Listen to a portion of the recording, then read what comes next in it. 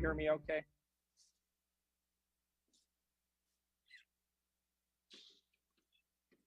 Keelan, Recording can you hear in me? progress. Hello, Yes, we can hear okay. you Oh, in Zoom. great. Is this Rachel? No, is this this? is Megan, but Keelan will be the Megan. clerk today. Yeah, she Okay, just hasn't Keelan will. unmuted the room yet. Hi, Mayor. Okay, good. Hi. Let me know when you're ready to go. Okay, everybody's getting set up right now.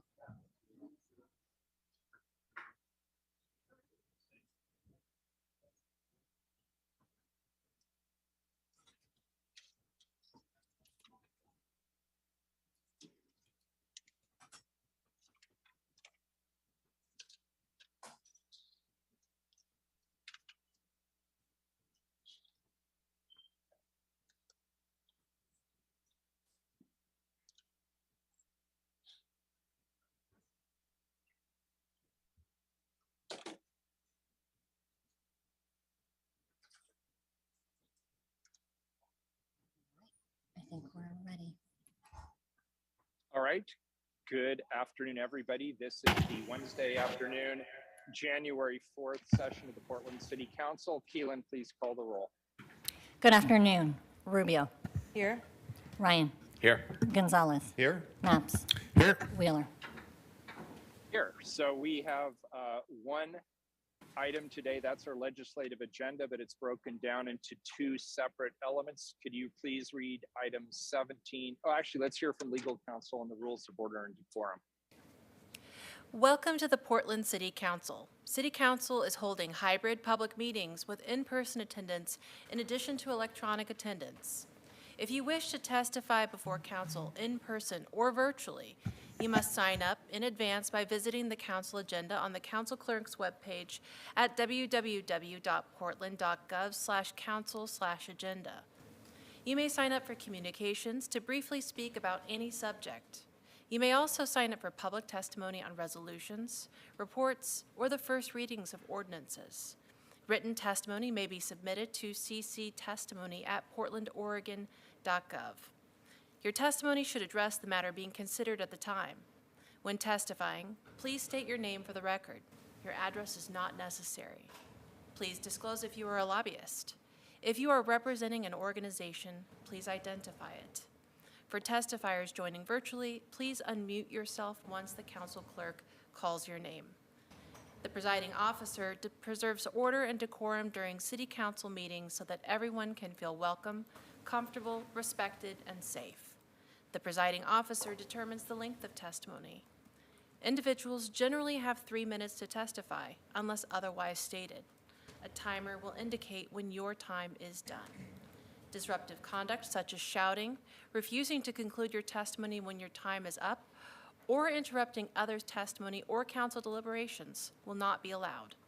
If there are disruptions, a warning will be given that further disruption may result in the person being ejected for the remainder of the meeting. After being ejected, a person who fails to leave the meeting is subject to arrest for trespass. Additionally, council may take a short recess and reconvene virtually. All right, thank you very much. We have two items today, two reports. Could you please read item number 17 and item number 18? Item 17, accept the City of Portland 2023 federal legislative and regulatory agenda. And item 18, accept the City of Portland 2023 state legislative agenda. Colleagues, this afternoon we're considering the final 2023 legislative, both the federal legislative and the regulatory agenda, as well as the 2023 state legislative agenda for approval. The federal and state teams at the Office of Government Relations have been hard at work continuing to connect with council offices and bureau staff to incorporate the feedback we provided them during the work session we had back on November 29th. I just want to take one brief moment to thank the OGR team and acknowledge the time and the work that went into developing and further refining the agendas that we have before us today. I look forward to working with the OGR team on all of these items. Nils Tillstrom, Eric Knoll, and Jack Arriaga from OGR have joined us today to present on these agendas and answer any questions that may arise. I'll hand this off to the interim director of OGR, Nils Tillstrom, to provide an overview of the two agendas. But also, colleagues, at this particular point, I'm going to remain on the call, of course, but I'm going to turn the gavel over to Commissioner Ryan at this point. Welcome, Nils. Thank you, Mayor, Commissioners. Good afternoon. As the Mayor indicated, my name is Niels Tillstrom. I am the Interim Director in the Office of Government Relations. And I am joined by Eric Knoll, our State Relations Manager, and Jack Arriaga, our Federal Relations Manager. We will be presenting the final versions of the 2023 Federal Legislative and Regulatory Agenda and the 2023 State Legislative Agenda. This is for your consideration and acceptance. So I will walk through the work our office has done to get us to this point and cover the items that we will cover the items that have changed since we met in our November 29th work session.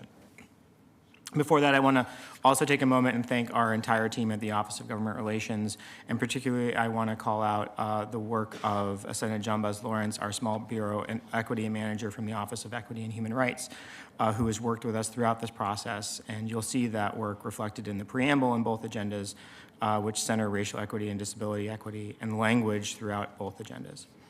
So as a reminder, these agendas documents will guide the city's lobbying work during the 2023 legislative session in Salem, as well as the first session of the 118th Congress. Reflective of Council's adopted emergency resolutions, the top line focus of both these agendas address the urgent needs that the city faces today in homelessness, public safety, behavioral health, and affordable housing, among other priorities. These agendas are big and strategic because as the city, we are facing big challenges that need to be faced strategically. The road to building the city's state and federal agendas began in July 2022 when the Office of Government Relations put out a call for issues to Bureau and Council offices. The input we received was followed by outreach that we conducted to vet issues with state legislators, congressional offices, council offices, subject matter experts, city attorneys, community-based organizations, and other important stakeholders. We then distilled this information into draft documents we discussed in work session on November 29th. And since then, we have previewed the draft with state legislatures, governor-elect's office, congressional offices, community partners, and made the materials available publicly on our website. So first, I want to turn to the 2023 Federal Legislative and Regulatory Agenda. The city's Federal Relations Manager, Jack Arriaga, will walk through the changes we've made in the draft since our work session in November. Jack? Great, thanks, Niels. Good afternoon, Mayor Wheeler and Commissioners. Again, for the record, my name is Jack Arriaga. My pronouns are he and him, and I'm the Federal Relations Manager in OGR. Thank you for the opportunity to present this 2023 Federal Legislative and Regulatory Agenda. The report before you today is very similar to what you saw during the November 29th work session. As we discussed then, there are 7 policy priorities in the agenda that contain numerous opportunities for engagement and action at the federal level. The first 3 are structured to reflect the shared priorities previously adopted by the Portland City Council. Those are addressing homelessness and housing stability, community safety and behavioral health, and economic recovery and development. The other 4 priorities included in the agenda are racial justice and civil rights, climate and environmental justice, infrastructure investment, and finally, maintaining local authority and opposing preemption. I'll very briefly describe the few substantive changes that have been made to the agenda draft since the November work session. I'll skip over a small number of minor edits made to syntax or word choice that were done simply for clarity, but please let me know if you have any questions on these or any other aspect of the agenda. First, introductory paragraphs were added under each of the priority items. They're similar to what has been included in previous years. Jack, excuse me. There's Sure, nothing we're supposed to look at. There's no visuals on the screen. There is not. We Okay. have copies of the agenda Okay. that if they haven't been distributed to you, we have extras, but yep. Yes, so under each of those priority sections, there are introductory paragraphs that were added that are similar to what was included in previous year's agendas, but that language has been updated for this year. And then the other two main changes, second, under the section for addressing homelessness and housing stability, there was an item added to support policies that close the minority homeownership gap by expanding the number of first-time homebuyer tools for low and moderate income households. And then the last substantive change was an item added under racial justice and civil rights section that explicitly reflects council action supporting abortion rights and the federal protection of access to comprehensive reproductive health care. So those are the only significant changes made between the work session draft and the document before you. Are there any questions or comments on the 2023 federal legislative and regulatory agenda before I hand it back to Interim Director Tillstrom? Great. Seeing none? Thank you, Council. Now I want to recognize Eric Knoll, who's our State Relations Manager, to go over the changes in the 2023 state legislative agenda. Thank you, Niels. Mayor Wheeler and Commissioners, for the record, my name is Eric Knoll. I use he, him pronouns, and I serve as the State Government Relations Manager with OGR. The state legislative agenda for 2023 has 5 priorities: housing and homelessness, community safety and behavioral health, economic recovery and development, environmental justice, climate and infrastructure, and local funding and authority. I'll briefly walk through the updates to the state legislative agenda since the November work session based on feedback we received during the work session and from your offices in the period since. Changes to the substance of the agenda were made in 2 of the categories, the community safety category and the environmental justice category. Across the document, we did change the subheader term from initiative to priority for clarity and applied those subcategories to only the top 3, housing, community safety, and economic recovery, to further emphasize the importance of those priorities to council in the upcoming session. That change to the headers was the only change in the housing and homelessness section. In the community safety and behavioral health section of the agenda, the narrative statement was slightly reframed for clarity. The behavioral health resources bullet was amended to add reference to expediting the Beacon project and establishing a Medicaid eligible stabilization center in Portland, and added the word services after the term crisis stabilization. The Measure 110 bullet point was edited slightly for clarity.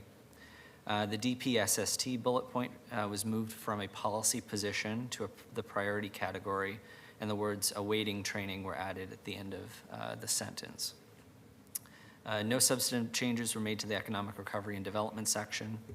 In the environmental justice, climate, and infrastructure section, the priority and policy position designations were removed for clarity. We reframed the transportation-related bullet points in that section based on feedback we received to read and focus on bullet point dedicated to stable transportation funding and recognizing the Interstate Bridge Replacement Project in that conversation in the 2023 session, and a second bullet point in support of reduction of carbon emissions from the transportation sector. No changes were made to the local funding and authority section. And with that, that's the summary of changes in the document you see before you. Thank you for your time, and I'm available to answer any questions. Colleagues, any questions now, or should we, how about if we go to community input? Sounds good. Testimony. We have anyone signed up for public testimony? We do. We have 2 people signed up. Okay, let's do that first. Okay. Keelan, go ahead. So first up for... Nels, I suggest you all hang out up here. Unless someone comes up to testify, of course. Oh, they're in the house? We do Okay. have one person who will testify in person, and it's Ann Forget what I just Casper. said. Have a nice seat, yeah. Don't be afraid, I don't mind. It's my turn now. It's all yours. Good afternoon, Mayor and Commissioners and President Ryan. My name is Ann Casper. I'm from the Global Mental Health Peer Network. I appreciate very much all the work you've done on this. It looks like my movement, the mental health civil rights movement, wasn't informed of how to give input into this, into these things. So some things I would look at under this, I would change is actually before giving more money or more support to the Portland Street response, I would like a fair and good academic study done on it, independent. It wasn't done independently before, and our questions were not asked. And that data is still not asked for. I've talked with Greg Townsend, and it's still not asked for. And people are getting paid, the peers who have mental health experience are getting paid still $30,000 less than somebody else. That doesn't make sense if it's a mental health program. So let's look into it, do some studies, make sure it works for everybody. Another thing that I would look into is supporting the Office of Recovery, the United States Office of Recovery. I was very privileged to be invited to go speak and help form it in the summer, and it is for addictions and mental health. And the director came here in July and visited us, and I had him visit with some people from Lincoln High School, actually. They formed their own club. We have to look into mental health for young people, how it works for them. Asking for more inpatient care is not going to work for the young people, and it actually doesn't work for us either. What I don't see here also are asking for funding for alternatives, which means peer respites. We closed the drop-in centers years ago, so if you're houseless and you have a mental health issue, there's a lot of stigma against you. And so you have no place to go. There is a clubhouse here, but that's just one small place. We need places for women to go, especially, and help, and there's just so much stigma in the, I'd say, the houseless advocates, as well as the addiction advocates towards people with mental health. So if there's any way to get our voices in here to make sure that we're funding things that work for all of us, that'd be great. I'd also like to mention your supporting Measure 110. That actually took out a percentage of statewide annual funding for mental health, unfortunately. So when we're doing new programs, let's see what happens with everything else. I do want to say, please support the ECID Enhanced Crisis Intervention Team at the Portland Public Police. Believe it or not, about 50–60% of the time, the people with mental health issues will go towards the police person and not towards the person. I'm still good to go, right? Yeah. So not towards the clinician, because clinicians for us means being locked up. It means being put in systems that don't allow us to heal. We know what Unity Hospital is like. I helped build it, unfortunately. We need some accountability to the systems so no one gets hurt, and we do and can heal. Thank you. Thank you so much. Next up for item 18, we have Dan Handelman. Could I just ask Ann a question? Sorry, I was slow to raise my hand. Ann, can you come up for just a sec, just so I can hear you? Yes. First of all, thank you for testifying today. I appreciate it. I appreciate your many, many years of advocacy and support in the community around mental health. My basic question is this. Here we have an opportunity before us. Obviously, the city of Portland finds itself engaging more and more in social services. That is historically the purview of county and state government. Mm-hmm. But given what we're experiencing on our streets, we feel the necessity of being able to respond effectively. Our police officers, the behavioral health unit, our EMTs, the firefighters, and now, of course, Portland Street Response. And I share some of the concerns that you expressed, that there does not appear to be an overall coordinated strategy starting from the state level and working its way down to the street level at the municipal government level. I'm just curious, as an advocate and as a professional, is there a table currently convened that you are aware of that is discussing all of these to put together a potential long-term comprehensive strategy on how to improve the mental health system in Oregon at the county level and at the local level in a comprehensive manner? Is there somewhere else we need to be plugged in that we're not plugged in? I actually don't know where you're plugged in at this moment because, Mayor Wheeler, I hope too that we can have a discussion on this as well. And I'd like to bring the 20-year-olds with me that I'm mentoring in this advocacy thing. I don't know a table like that. I do know that the tables that are set, basically set, don't have our mental health civil rights movement at the table. And I was very lucky through your police people in your office, Mayor Wheeler, to get on the Portland Street Response Planning Commission. But besides me trying, having to sneak on through somebody else, we're not invited there. We actually know the answers, And I also like to say, too, be very cautious. Mental health ways of doing things and addiction ways of things are just different. We're coming from different philosophies, different schools. So when you do that, when you do bring these tables together, make sure that it's done in a very respectful manner. There's still a lot of mental health stigma. Let's just put it bluntly, okay?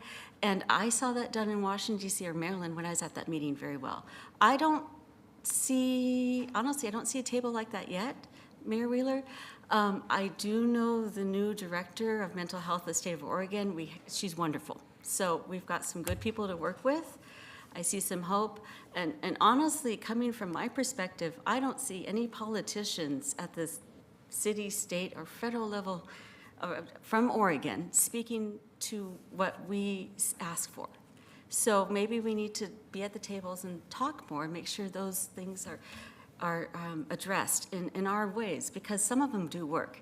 Another thing I want to mention too is about immigrants and refugees and people who don't speak English. If you remember Mehez Poot, what happened to him in the hospital, he was shot and killed because he didn't speak Spanish, he spoke indigenous language.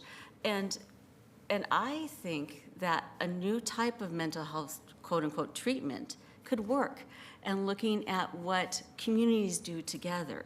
A lot of mental health treatment is just individual, and it doesn't include the family whatsoever. Is there family or what we call natural supports? Because once you leave those systems, whether it's an inpatient system or let's say a housing system, you go back to what you know, your family or the family that you choose. So we need to think holistically how to add that. And if I could help you with that table, let me know. I don't know of it yet. So yeah, that's the answer. I see a huge opportunity here with a new governor, with a new county chair. I'm certainly interested in the mental health issues. It just seems like there's a great opportunity here, and I don't want to waste it. At any rate, thanks, Ann, as always, for your thoughtful commentary. If I could also add, Mayor Wheeler, I will never forget what you did when, remember Cascade Behavioral Health Care, right? They lost money over a weekend, and we brought services back to thousands and thousands. You did that. I will never forget the service and the great management you did in that issue. So I hold hope you will do well for us in the future. Right back at you. Thank you. Thank you, President Ryan. Sure. Anyone else have any questions? Let's go on to the next testimony. Thank you, Ann. Next up, we have Dan Handelman. Hello, good afternoon. This is Dan Handelman. I'm a co-founding member of Portland Cop Watch. I use he, him pronouns. Mayor Wheeler and Commissioners Mapps, Rubio, and Ryan, and a welcome to Commissioner Gonzalez. Portland Cop Watch has been promoting police accountability through civilian action since 1992, and there are some concerns we have with the state legislative agenda. We're very concerned about asking the state to relax laws requiring a criminal predicate to begin recording community members. This would appear to weaken the state's anti-spying law, ORS 181A.250. If an officer is engaging with a community member in an interaction that would lead to a misconduct investigation, more often than not, that interaction begins with an officer's suspicion of criminal conduct. The cameras are being sold to the community as an accountability tool. They should not be used as surveillance tools. Second, there are laws that you're seeking to change protecting public employee privacy, and it seems to address the alleged threats against police officers following deadly force incidents. Portland Cop Watch opposes both the substance of the new policy that withholds officers' names for 2 weeks rather than 24 hours, and the process by which it was created. The DOJ agreement requires a public review of police policies before they're changed.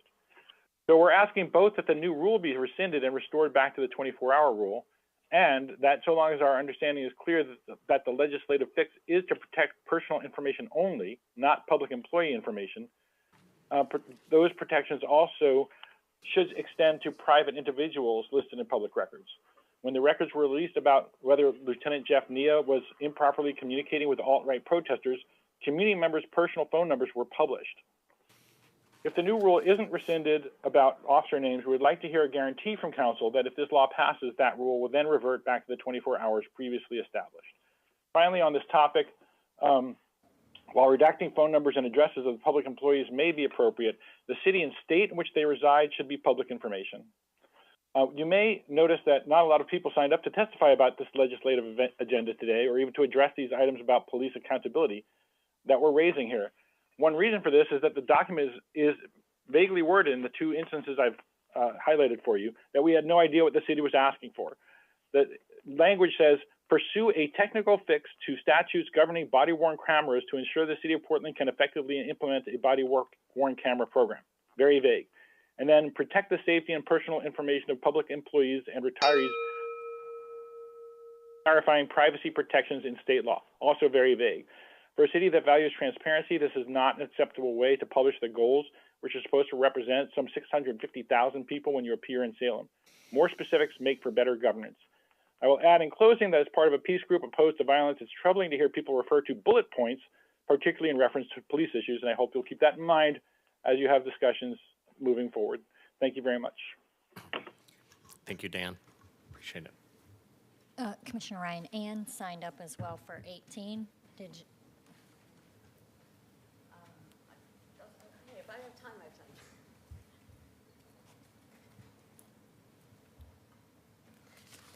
What I'd also, oh, Yeah. it's okay? Yeah, so this one has to do with the statewide, right? So Portland is a city in trauma, and I think we forget that. I just want to thank each of you for the work you're doing, and for each of you who've been yelled at while you're doing your work. I mean, I was personally yelled at last summer for speaking up for immigrant and refugee women, new types of peer support for them. And it took me a month and a half to get back from that trauma response, because I didn't expect that somebody from my tribe basically would be screaming at me because I was speaking up for women.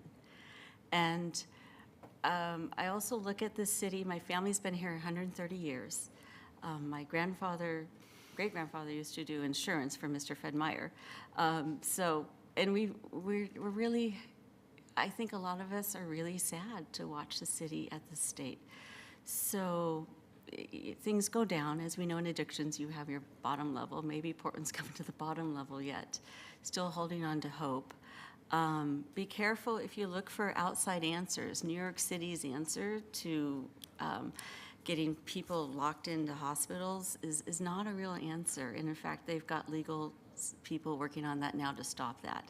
And Mayor Adams, I know because I do a lot of work with New York, Mayor Adams didn't tell all his staff about that. So the health department and the police department were shocked when he came out with that. So let's be careful if we're looking for answers someplace else. We're Portland, we're different, and there are alternative ways to heal.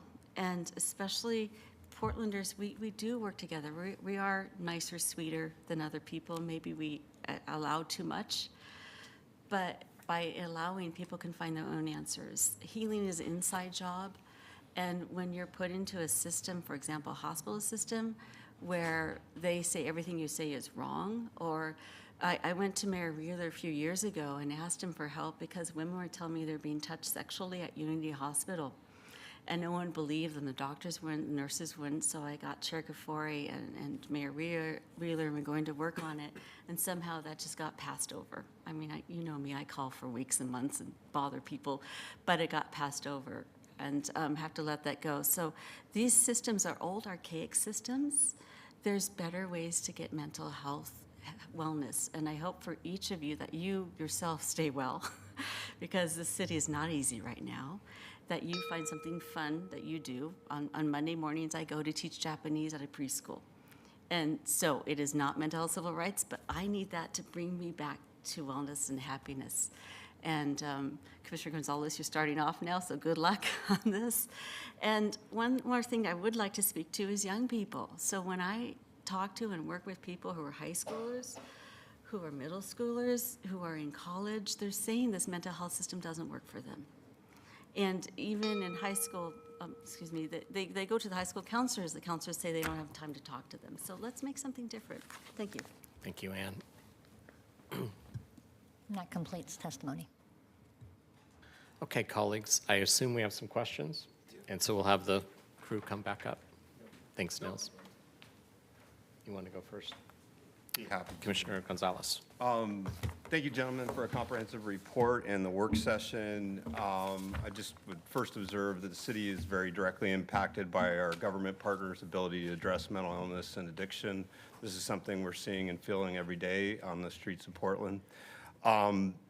Niles, when you briefed me a few weeks ago on my onboarding, we discussed a bit Measure 110, the palatability of potential reform there at the state level. I certainly took at the time that there may not be huge appetite for leadership at the state level on Measure 110 reform. What's your take at this point in time? You know, I'll put it to both of you in terms of whether there'll be a champion to tackle maybe some of the unintended consequences of Measure 110 and the whole 9 yards. Commissioner, thank you for the question. I think what I would first say is the feasibility of reforming Measure 110 depends on who and how they want to reform the measure and the outcomes.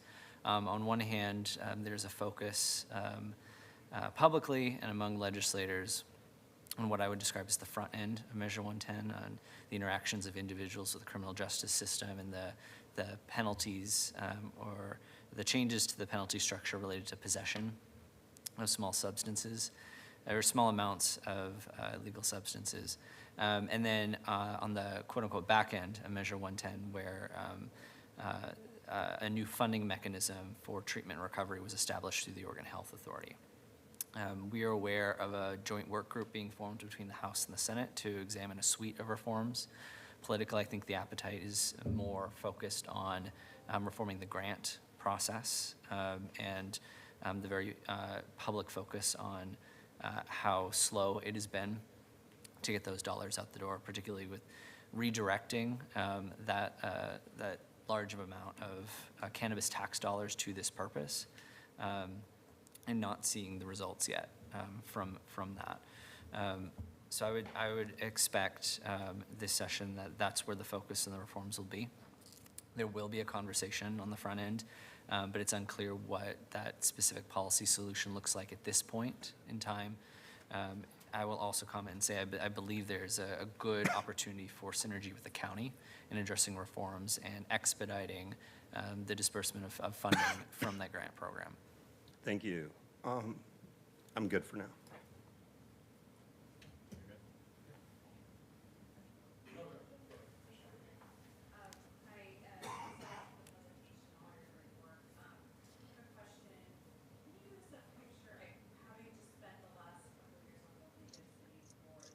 Commissioner, your microphone's off. I apologize about that.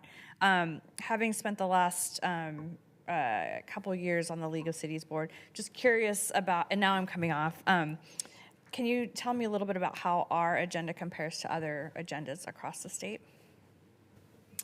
Thank you for the question, Commissioner. I will say, with my 6 years of experience at the city doing this work, we have by far, I think, one of the most robust legislative agendas to meet the needs of our city. We are a participant as we are a member of the League of Oregon Cities, and they initiate their policy setting process in March, April, and May after short sessions. And so we were fully engaged in each of their 8 policy committees as a lobbying team and with city subject matter experts influencing recommendations to the statewide ballot. And there's, I believe, a good amount of crossover between the priorities of the League of Oregon Cities and the City of Portland priorities. We also, as part of our agenda setting process, work with our partners at the regional counties, at Metro, other cities like Hillsborough, Gresham, and Eugene, and Beaverton, to identify additional areas of alignment. And so more often than not, many of the items in the legislative agenda represent areas of partnership where the city is not standing out alone. Obviously, there are areas where the City of Portland steps out and leads, and that is, I think, well reflected in this legislative agenda before you. But we take seriously and make very intentional steps in the 6 months leading up to this session to bring you an agenda that represents partnership and synergy with other levels of government, other partner governments, and partner entities. Thank you. I just have one more question.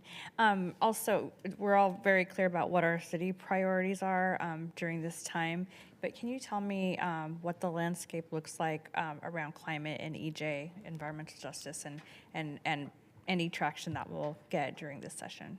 Just your thoughts. Yeah, thank you for the question. We saw committee assignments come out from the legislature last week, and that's The committee assignments tend to be one of the first signals that leadership in both chambers give to their priorities for the session, for both caucuses, in terms of which committees are assigned, which are folded into other committees, et cetera. So we, to set a broader context, are seeing a committee in the House Behavioral Health and Healthcare, Committee on Higher Education, Committee on Energy and Environment, and we see an Environment Committee in both chambers with membership of legislators who are outspoken supporters of environmental justice and climate-focused initiatives. With the significant transition in state leadership, I will say the agendas and the specific policy focuses of both caucuses are still mollifying and coming together as we see a very large freshman class of legislators in the building. But environmental justice and climate does remain, I believe, a top focus of leadership in both chambers. Thank you. Everyone. It's really following up on Commissioner Rubio's question. Mine was going to be tapping into the network across the state, which is through the League of Cities as one avenue. This is a really ambitious state agenda, which it should be. But so how are we going to move the coalition and prioritize within these? Like, what are some suggestions you can give on? It's all about relationships. So give advice to those of us that are up here on how we can be helpful. Give advice to all those people that are tuned in to this cable station watching this meeting. Like, what can we do to get behind this agenda? And then I see a few that I think would be very popular in all parts of the state. I just wanted to hear some of your thoughts on that. Right. Thank you for the question, Commissioner. I think it starts by recognizing that we are not the only ones who prioritize these items. And these are shared priorities with your colleagues in the legislature, in other city governments, advocacy groups, where there's a lot of opportunity for coalition work. And as part of the agenda setting process, part of the work we do in meeting with our partners is to set the table for that work going into session. Not all of these items in the agenda represent their own bills that the city is introducing and running on our own. Oftentimes, it's us stepping in and joining an active coalition or an active effort. For example, in the interim, Representative Noss and Senator Lieber led a behavioral health work group with 4 subcommittees examining a suite of options across the spectrum of behavioral health care. And that may result in additional legislation this session that we can join in the conversations in. I think there are specific opportunities for this council to engage. Our team will work to identify days where each of you can join us in Salem to meet with legislators. One of those examples is LOC, the League of Cities, hosting City Day at the Capitol on January 25th. And we will ensure that opportunity is available to you all to participate in. But it's a 5-month session, and opportunities are abundant for that engagement and for that coalition work.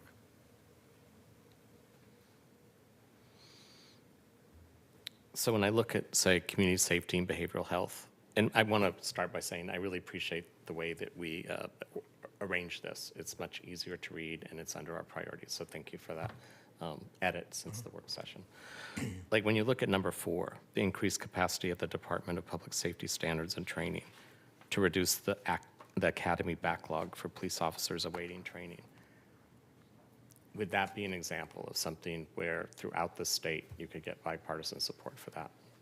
Yes, and that I thought I'd set a softball. That support already exists. It's, I think it starts by recognizing that this is a challenge not unique to the city of Portland, and one that is facing all law enforcement agencies across the state, from the state police to Portland Police Bureau to smaller jurisdiction law enforcement agencies. There are levels of engagement both with the legislature and the Ways and Means process and the budget setting, but as early as engagement with the governor-elect as she frames out her recommended budget for the 2023-25 biennium. Okay. And maybe that's what I'd like to do now with this, is to look and see where we have some pretty good opportunities to have statewide coalition building, where Portland doesn't necessarily have to lead, because in fact that might hurt it sometimes, but have other communities take the lead, and then we come in a supportive role. So have we gone to that level of strategy? The short answer is yes. Yeah, and so- Without going into detail item by item, yes. That's helpful to hear. Anything else? Jack, are you feeling left out? We haven't asked a question about the federal agenda. All right. I guess I'll just tack on. I think, there are opportunities, in terms of how to be successful. I think showing up makes all the difference. And so if there are, priorities in here that you're personally invested in, please encourage, we're in constant discussion with your staffs and looking for those opportunities, whether it's a flight to DC or an event, here with a delegation member, to really bring those to the fore. And I would encourage you all to see those as investments. It's a long flight. It takes, time out of your busy schedules to go to DC, but those are investments that can pay dividends in creating connections and bringing ideas and showing leadership that then, brings those resources back to bear here in the city.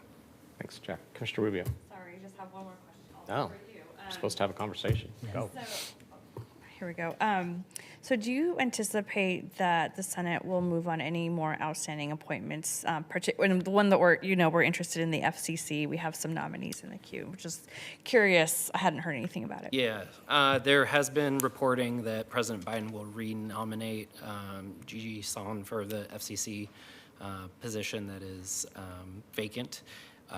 So the Senate, having gained one more Democrat in the Democratic caucus, they now have an outright majority rather than a 50-50 majority, with Vice President breaking that tie. So that will make a tremendous difference in their ability to move nominations out of committee, which previously, I won't get into the legislative details, but required some agreements and extra steps in the legislative process to bring those nominations to the floor. So I think the Senate will continue to move appointments, and frankly, because of the challenges to advancing legislation now between both chambers, giving divided government, and as you've seen in the news, the House is going to be a little bit unpredictable.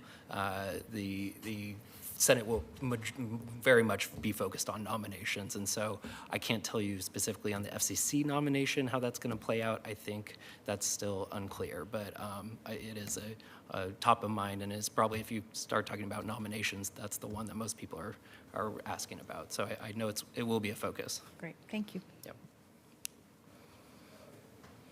Sorry, I have one follow-up on federal that I should have asked in our work session, but I forgot. SALT deduction, any appetite, we think, for updating reform there? And by way of background, City of Portland's a heavy tax region. We have to compete to retain that tax base. That deduction's important, not just for us, but a lot of U.S. cities. And just curious if, any sense if there's any appetite for adjustment there. Yeah, that's a question that I have to admit, I don't have a good crystal ball on that one. It was a major focus of, states, certain states, particularly in Northeast states, but, Oregon falls in that category of having an interest there. It was not something that found agreement in the last Congress. I'll have to give that some further investigation. I haven't seen that being raised as a priority. I think given the divide in government, it would be challenging to reach an agreement on tax reform. There was talk around some provisions, tax-related provisions being plugged into the end-of-year omnibus bill that fell off. So I think that's a signal of the lack of ability to find agreement on even some of the most most easy to compromise on measures. So I don't see it imminent, but we'll certainly keep an eye on it. Thank you. Commissioner Rubio, your hand, it's just, all right. So I think it's more of a process question as we go forward. And I apologize I didn't have time to do this dot connecting myself. But when I look at the federal agenda and the state agenda, there's some dots that connect. Sure. And that's, of course, what you want to find. Yeah. Because we're the implementers, and then the revenue comes from on high. And so we want to free that up. So if you could, during the session, notice where we have the through line from federal to state. Yeah. Yeah, and then that would alert people like us to know that we could pivot to where there's actually an opportunity for a victory. Absolutely. Absolutely. I think And I realize that happens sometimes in ways that we can't predict on January 4th. Well, we've been attuned to the potential nature of that, through the building of our agendas. And so, it is definitely something top of mind as we move through the course of the implementation of these. Yeah. Okay, thanks. Great. Anything else? Okay, All right. I think, do you have anything you'd like to I add, just wanted Liz? to Please. thank you all for the discussion. I thought I appreciated it, and I just want to flag as we begin this work next Thursday morning on January 12th, the city will be hosting a legislative breakfast with the Portland State legislative delegation, and it's the first step of engagement after the finalizing of the state agenda, at least. And we've been working with your teams to ensure participation in that event. And I just, again, want to sincerely thank the team in the Office of Government Relations, our help, our staff support through Ascenda Jambas Lawrence at the Office of Equity and Human Rights, and then also to the bureaus for their immense and deep expertise in helping pull some of these items together. And then also, I just want to thank council for their leadership in this work. So thank you very much. I'm just now curious, this will be my third. I know the mayor has been around longer, but will this actually be a breakfast, or are we going to be on Zoom again? I'm pleased to say that we are back in person. Oh, good. For a breakfast, and we'll be putting the catering order in this afternoon. Oh, Nice. wow. Got real. Okay, Got real. yeah. All right, you're all good? Yeah. We're all good. All right. So thank you for your time. And now do we have a motion to accept the reports? Can we do reports, or do we have to do one at a time? We need to Yeah, do them one one at a time. All right. That's So what I thought, moved. but I just so you moved. know, if I could do a shortcut. Is I'll that the mayor? second, I'll Like the second. Wizard of Oz, Somebody like- moved. I think that was Renee moved, acceptance of the report on the 2023 federal legislative and regulatory agenda. I'll second that one. Presiding Officer Ryan, Mr. Mayor, can we do that over again? But it would be great if our newest member, Commissioner Gonzalez, felt like making the motion. I'd be happy to. Mayor, I think there was a tight delay there. So, yeah, would you like to go ahead and make a motion? I don't want to steal your thunder, sir. I so move. And do we have a second? Second. Great. We moved and seconded on the first item. And Keelan, please call the roll. Rubio. I just want to thank each of you here. I know this is a big job. There's a lot going on, and we have some big challenges. And as you said, a robust agenda, but we have a lot of faith in you and really appreciate your great work here. So for that, I vote aye. Ryan. Yeah, Niels and your team, Jack and Eric, thank you so much for being here today. I think back to our work sessions, it felt like there were more than one, but maybe there's just one. It was the briefings and such. I thought that this evolved really well, and the final document came along. And I really appreciate the time and effort you must have put in over the holidays to get it to that point. I also appreciate that we are more focused on our priorities and having the legislation tied to our strategic priorities. It's just more crisp and clear than ever before. Sometimes being new, it felt like we had a lot of tactical items, but it was difficult sometimes to see where we're going to have impact. And so this feels just wise in terms of how we've aligned those arrows, and I appreciate that. And I'm just thrilled that we're fighting to keep families and individuals housed. We're establishing measures that really support those who are houseless on the streets. We have had very difficult conversations, and we're Portland, so we have a lot of different conversations, and we want everything to be perfect, and then in that, there's no action. And so what's important is to stop the inaction of facing the crisis that we have on the ground. And I think what I see here is policies that support the earnest effort by this council and our colleagues in the local area to start building a better system. And it's going to be rough, but we have to start doing it. And I'm tired of knowing that, like the person who spoke earlier, Ann, I'm an Oregonian. I was born and raised here. And it's embarrassing to see us constantly, like 49th to 51st, when it comes to how we're responding to mental health and behavioral health. And I do believe by being more bold and honest and creative in how we bring this innovation to the ground, that will in fact lift the stigma, because there isn't one family out there that can't relate to this issue, not one. So it's a really silly stigma that it even exists. So I'm really thrilled of my 3 years being here. This feels like the most comprehensive and aligned priority sets that we have. And I do see more through lines between the federal and the state agenda. And it's going to be tough. So I also thank you for having the stomach and the chutzpah to represent the city. I will look forward to supporting you as you're down there representing us daily. And for us to be, for me, and I can only speak for myself, in our office to be adaptive and helpful when you need us to lean into our own relationships to help move the work. And so with that, I'm thrilled to vote aye. Gonzalez.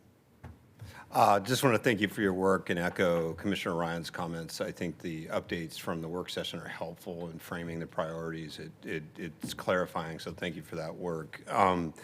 You know, I want to preface our work together that I think we are really at a historic moment in the city, and our interdependence on our government partners has never been more important than it is right now. So if I ask tough questions in the coming weeks and months, it's not so much directed at you per se, it's that this is just so mission critical for the city of Portland. And sometimes the city, it feels like there's a rawness to it. Our voters know how to find us. We're very accessible. We live and breathe every day when things are working well and when they're not working well.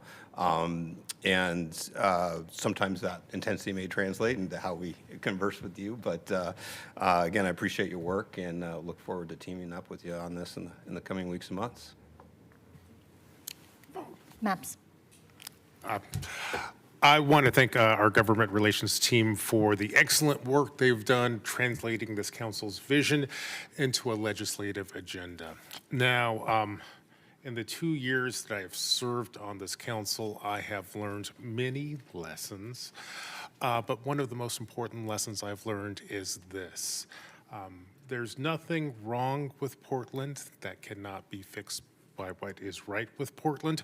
But in order to get this moment in Portland's history right, Portland needs our federal and state partners at the table. If the federal government, state of Oregon, and city of Portland come together, we can reduce homelessness and increase the supply of affordable housing. By working together, we can make our streets safer. By working together, we can do a better job of helping our friends and neighbors suffering from mental illness and drug addiction. By working together, we can revitalize our economy and our neighborhoods. And by working together, we can combat climate change and rebuild and reimagine our city's infrastructure. Now, I know that accomplishing these goals will not be easy. However, I also know this: when the federal government, the state of Oregon, and city of Portland work together, we can accomplish great things. Which is why, at our first council meeting of this new year, I'm glad to have this opportunity to commit to working with our partners in the federal government and the state government to build a better country, a more prosperous Oregon, and a healthier Portland. For these reasons and more, I vote aye. Wheeler. I almost don't want to speak because I really want what Commissioner Maps just said to settle in. I could not agree with you more. And yeah, there is no question, as I said this morning, we're experiencing this unprecedented number of simultaneous worst case scenarios. We all know it. We can articulate the problems. It's a lot harder to put the solutions together. If they were easy, I think they would have been done now.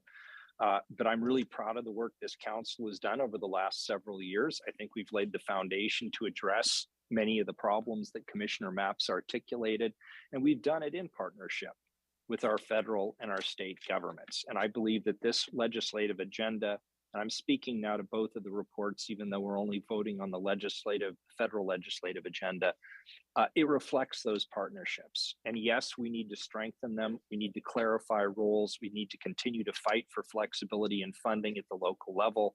But by and large, I believe we are taking the right steps that will show progress in the years ahead. And last but not least, I have almost an infinite faith in the people of this community to get through this difficult period of time in our history. Mingus, I always appreciate the way you frame these issues in terms of working together and collaboration. I think that's exactly the right tone to take. And this legislative agenda was crafted with that in mind, partnership and collaboration. Niels, Eric, and Jack, thank you for really putting a ton of time and energy into this. I think you got it just right. I vote aye. Okay, that passes 5-0. So now we go on to 18. Yeah. Is that the number? 18, yeah. Please call the roll. I move that we accept the report. Oh, that's right. We have to do this again. Yeah. You want a second? Second. Okay. It's been moved and seconded. Now, please call the roll. Rubio. Aye. Ryan. Aye. Gonzalez. Aye. Maps. Aye. Wheeler. Aye.